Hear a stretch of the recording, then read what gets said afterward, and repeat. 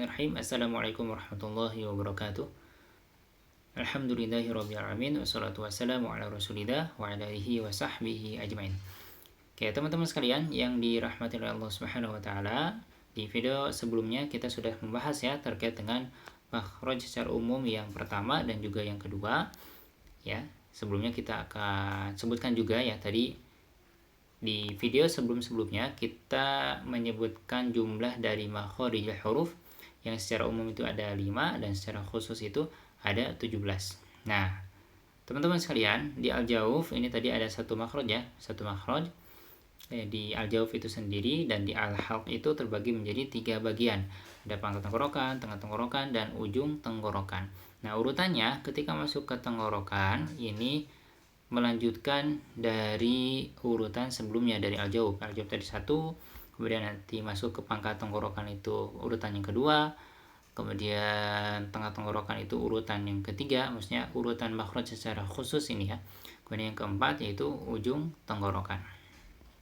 Ya, jadi untuk teman-teman sekalian ya ada beberapa nomor ya di sini. Untuk yang sebelah kiri ini tadi yang di video sebelumnya kita bahas bahwasanya ini adalah nomor atau makhraj secara umum. Nah, untuk yang sebelah kanan yang secara terperinci itu adalah makhraj secara khususnya ya yang berjumlah 17 makhraj. Oke, kita akan bahas ke makhraj yang ketiga teman-teman sekalian yang ada di alisan atau lidah. Oke. Nah, alisan ini lumayan banyak teman-teman sekalian ya dari segi pembagiannya ya, pembagian makhraj secara khususnya. Oke, di alisan sendiri itu ada 4 bagian lagi teman-teman sekalian ya. 4 bagian ya kalau kita bagi secara umum lagi, umum di lidah ya. Secara umum di lidah itu ada 4 bagian. Yang pertama ada pangkal lidah teman-teman sekalian. Pangkal lidah berarti lidah bagian belakang ya kalau di sini, lidah bagian belakang. Kemudian ada tengah lidah, ada sisi lidah, dan juga ada ujung lidah. Ya, kita bahas dulu untuk makhraj alisan yang ada di pangkal lidah atau lidah bagian belakang. Oke, makhraj yang kelima ini berarti kita sesuai dengan makhraj secara khusus ya, penomoran atau urutan yang kelima dari makhraj secara khusus. Nah, yang di pangkal lidah itu ada huruf qaf teman-teman sekalian, yang dimana pangkal lidahnya ini bagian dalam. Oke, nanti kita akan terperinci lagi pembahasannya terkait dengan pangkal lidah yang ada di dalam atau lebih dalam ya. Nanti maksudnya apa dan sebagainya nanti akan kita bahas di latihan-latihan di huruf qaf. Ya, nanti di situ juga akan dijelaskan terkait dengan detail dari makhraj huruf qaf ini sendiri. Kalau secara umum kita bahas juga di video ini. Nah, untuk pangkal lidah yang luar maksudnya adalah lebih luar ya, tapi tetap di pangkal lidah atau lidah bagian belakang ya. Luar di sini maksudnya lebih luar dibandingkan dengan huruf qaf yang urutannya posisi ke-5 tadi ya. Yaitu kalau di huruf qaf pangkal lidah bagian dalam, kalau kaf itu pangkal lidah bagian luar gitu ya. Oke, kalau misalkan teman-teman masih bingung, nanti ya akan kita jelaskan di latihan-latihan setiap huruf hijaiyah agar kita nanti lebih terbuka, lebih tergambar lagi. Nanti insya Allah ada ilustrasinya agar teman-teman sekalian bisa mudah untuk memahaminya. Oke, kita bahas dulu teman-teman sekalian untuk alisan di bagian tengah lidah. Ya, untuk alisan yang ada di tengah lidah ada 3 huruf teman-teman sekalian. Jim, shin, dan huruf ya. Oke, ada huruf jim, ada huruf shin, dan huruf ya. Ya, ketiga huruf ini posisinya atau makhrajnya, tempat keluarnya itu ada di tengah-tengah lidah. Jadi yang lebih banyak berfungsi atau bergerak itu ya, itu ada di tengah lidah untuk pengucapan huruf jim, huruf shin, dan huruf ya. Gitu. Oke, kita lanjut lagi teman-teman sekalian ke sisi lidah. Ya, sisi lidah. Kalau tadi pangkal itu belakang ya, lidah bagian belakang, kemudian tengah lidah ini ada sisi lidah. Berarti kita melibatkan lidah bagian sisinya. Oke, ini ada huruf dhad teman-teman sekalian ya. Ini yang melibatkan sisi lidah, yaitu huruf dhad. Kemudian yang ada di sisi lidah selanjutnya ada ujung sisi lidah. Kalau tadi huruf dhad itu menggunakan sisi lidahnya, jika huruf lam di sini dia menggunakan ujung sisi lidahnya. Ya.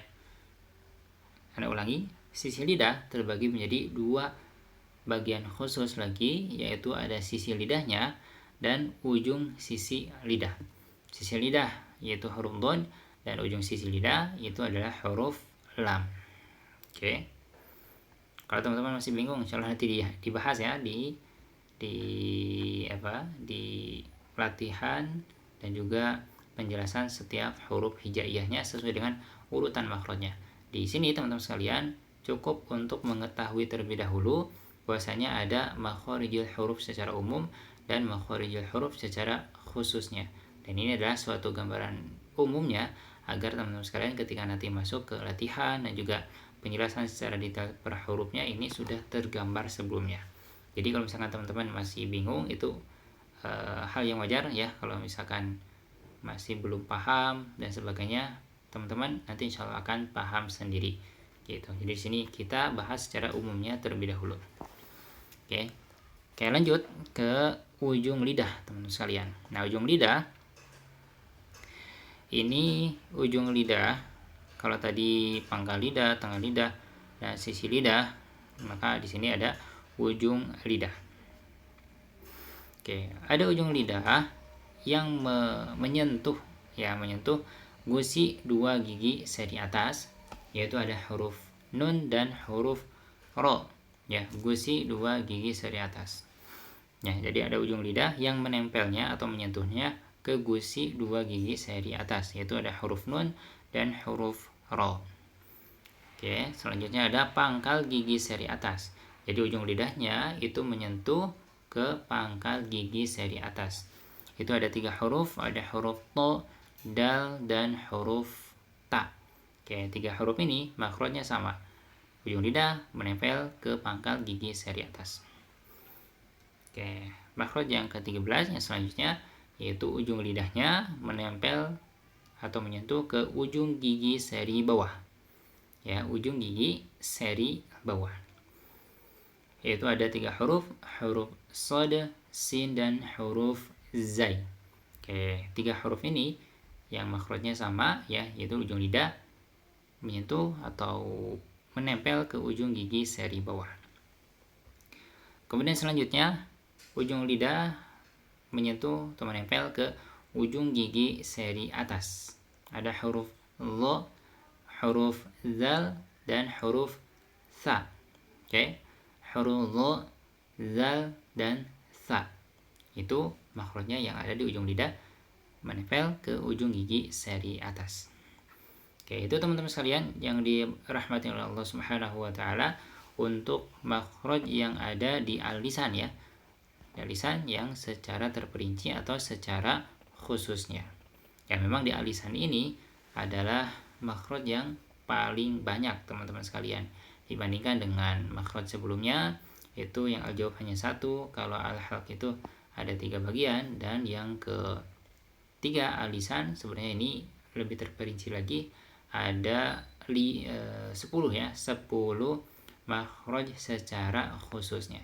Jadi lebih banyak di al-lisan. Oke. Untuk selanjutnya di asy-syafatain dan al-khusyum kita bahas di video selanjutnya.